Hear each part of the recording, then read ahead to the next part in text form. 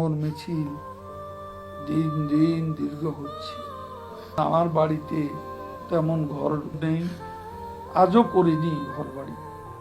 আমার এলাকা অনেকে আমার বাড়ি করে দিতে চেয়েছিল, বড় ভবন করে দিতে চেয়েছিল আমার বাড়িতে, আমি রাজি হইনি।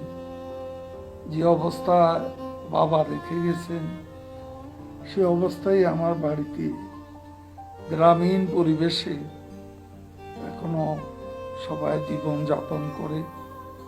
নতুন করে বিশাল ক্ষমতার জোরে মন্ত্রী হয়ে, আজকে আওয়ামী লীগের পরপর দুবার জেনারেল সেক্রেটারি হয়ে গ্রামে আমার একটা বিশাল বাড়ি থাকারই কথা ছিল, কিন্তু সেটা আমি করিনি।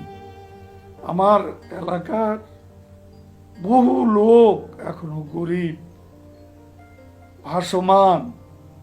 এই গরিব মানুষের ঠাঁই যতদিন না হবে ততদিন আমার নিজের আর কি দরকার।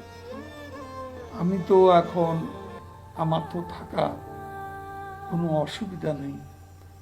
এত বিলাস বেসন, এত ক্ষমতার দরকার কোনো জায়গা জমি, কোথাও চরাঞ্চলে এত খাট জমি, আমি কখনো এসব ব্যাপারে আমি লোভ দেখাইনি, কখনো এইসবের লোভ করিনি।